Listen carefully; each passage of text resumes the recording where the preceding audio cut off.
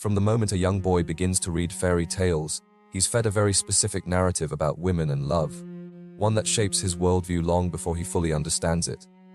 The narrative is clear: the prince saves the princess, the kiss breaks the curse, and the love of a woman redeems the man, gives his life meaning, and makes him whole. This isn't just a story, it's a cultural myth internalized from childhood, rarely questioned, and often upheld throughout life.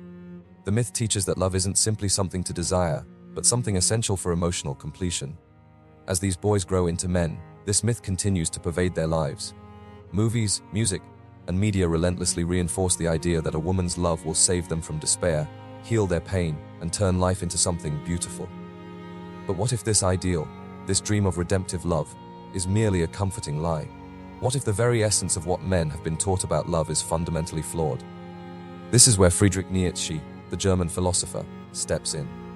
Nietzsche was not a romantic, nor a storyteller, but rather a destroyer of illusions. He wasn't concerned with offering comfort or sugarcoating reality.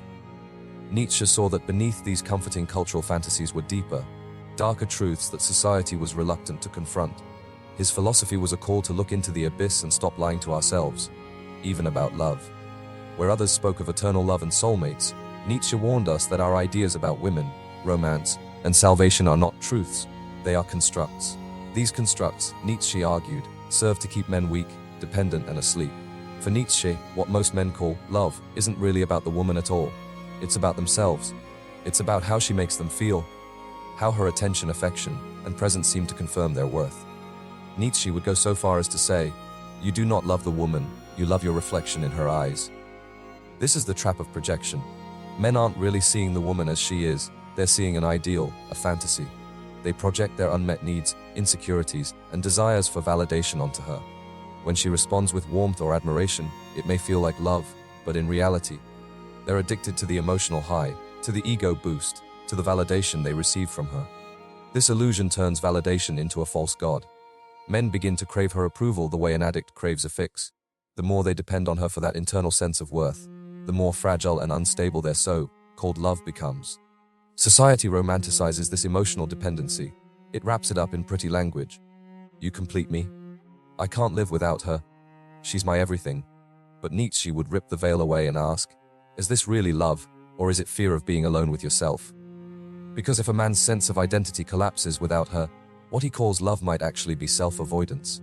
Throughout history, women were largely excluded from traditional forms of power, politics, war, wealth, and authority. But this exclusion did not render them powerless. Instead, it forced the development of a different kind of strategy, one not based on domination, but on influence. While men often wielded power through force, women refined the art of subtle manipulation. Not necessarily out of malice, but out of necessity. Nietzsche recognized that where direct control was denied, relational power emerged. The ability to influence others emotionally, psychologically, and socially became a woman's hidden weapon. Her power wasn't loud, it was quiet, persuasive, and deeply embedded in the fabric of relationships. Women learned to shape a man's actions, not by commanding him, but by guiding him through suggestion, softness, and sensitivity. But here's the uncomfortable truth Nietzsche would ask us to confront. Is what we call tenderness always pure, or is it sometimes practiced? A calculated behavior aimed at control. In modern society, many men mistake emotional displays for sincerity. They believe that affection, vulnerability, or charm are signs of authentic love. But in Nietzsche's framework, these behaviors could also be part of a strategy, tools used to secure resources, attention, or loyalty. This doesn't mean women are inherently deceptive. Rather, in a world where brute force wasn't an option, social intelligence became a tool for survival. What appears soft may actually be sharp. What feels nurturing may be negotiating. And what a man might perceive as innocence could be instinctual behavior at play. Modern men, Nietzsche argues, are not too harsh toward women, they're too naive. They don't see women as they are, but as they want them to be. By placing women on a pedestal, men often worship an image rather than acknowledging the woman's full, complex nature. This pedestalization creates a dangerous illusion. It frames women as morally superior, emotionally pure, and incapable of manipulation. In doing so, men strip women of their agency and complexity. They misread instinct as innocence. When a woman acts with calculation or assertiveness, it is often rationalized away as, she didn't mean it, she's just emotional, or she's confused. Rarely does a man consider that she may know exactly what she's doing and that she may be acting out of strategy, not spontaneity. Nietzsche's critique cuts deep here. He wasn't attacking women, he was exposing the self-deception of men. The refusal to see beyond fantasy is not a flaw of women, but of men's projections. Nietzsche believed that this blindness weakens men, turning them into dreamers rather than thinkers, worshippers rather than individuals. For Nietzsche, truth demands brutal honesty, even if that truth is unsettling. The truth is that women are neither angels nor devils. They are human beings capable of brilliance and deceit, kindness and manipulation, instinct and reason. But if a man refuses to acknowledge the full spectrum of a woman's nature, he remains a prisoner of his own illusions. In a world where appearances dominate, Nietzsche demands one thing: see clearly, or be used blindly. In the conventional view, love is often seen as a bond, a mutual connection that unites two people. But Nietzsche saw it differently. To him, love was rarely about unity. It was about leverage, the exchange of emotions not for shared growth, but for control. In any relationship, the one who needs less holds the true power. This dynamic is timeless. The more desperate, the more dependent the person becomes, the more vulnerable they are. Vulnerability, in this sense, is the ultimate form of currency. When you need someone emotionally, whether it's for affection, reassurance, or companionship, you become beholden to them. The more you depend on someone for your sense of self-worth, the more control they have over you.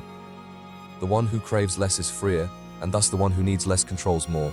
This subtle, yet powerful shift defines modern relationships in many ways. Love becomes less about affection and more about negotiation. What is offered isn't just emotional connection, it's emotional currency. The vulnerability you offer can be used to get something in return: commitment, security, status, or any number of other things. Nietzsche's insight here is crucial. The idea of true love, where both people are equal in their emotional needs, is an illusion. Love, in this light, isn't pure and innocent. It's a transaction, one where emotional vulnerability is exchanged for power, control, or survival. To truly understand love in Nietzsche's terms, you must first recognize the hidden power dynamics at play. The subtle ways that vulnerability is used, not just for connection, but for leverage. Modern love, according to Nietzsche, is less about brute force and more about the art of influence. It's a delicate dance, a choreography where power is exercised, not through commands, but through presence. This is the subtle genius of relational power, the ability to shape outcomes without ever seeming to exert control. Women, especially in the modern world, have become masters of this art. They can influence without commanding, subtly guiding the course of a relationship through their words, their actions, and even their silences. The power lies not in overt dominance, but in the ability to position oneself emotionally in such a way that others instinctively align with their desires or needs. What's most intriguing and dangerous is that men often believe they are in control, that they are the ones leading. But in reality, they are the ones submitting, often without even realizing it. Men think they are making the choices, asserting their will, and defining the relationship when, in fact, the woman has already shaped the environment in which those choices are made. This is the power of emotional positioning.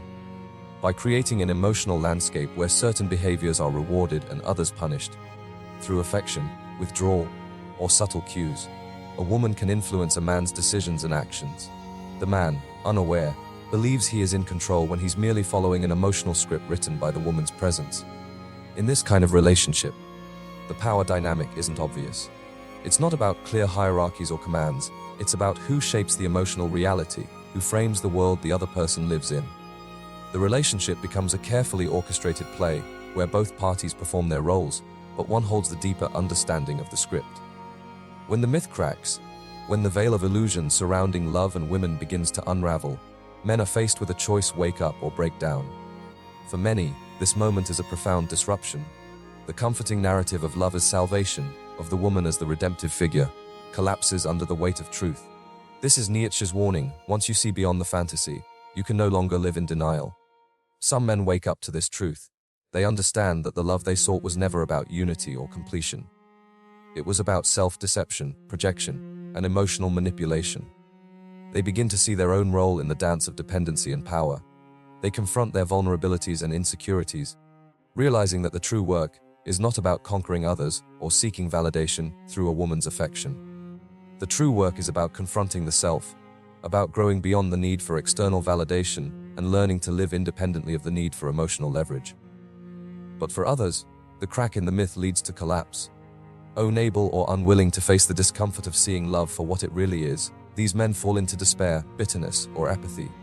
They may try to replace one muse with another, endlessly cycling through relationships in search of something that was never there. Rather than confronting the deeper issues within themselves, issues like the need for self-worth, self-reliance, and emotional maturity, they shift from one woman to the next, hoping that this time the magic will work. But magic is an illusion, and no external source of love can fill the void within.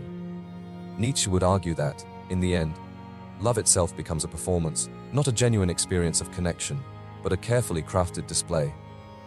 A man may invest all his energy into playing the part of the lover, the ideal partner, the one who gives everything for the sake of love, but it's ultimately a performance. There's no real presence, no authentic connection. Only roles being acted out in the hopes of achieving emotional fulfillment that never comes. For Nietzsche, the choice is clear: either awaken to the truth, accept the pain, and grow beyond the need for illusion, or continue the cycle of performance, endlessly repeating the same mistakes, searching for meaning in places it can never be found.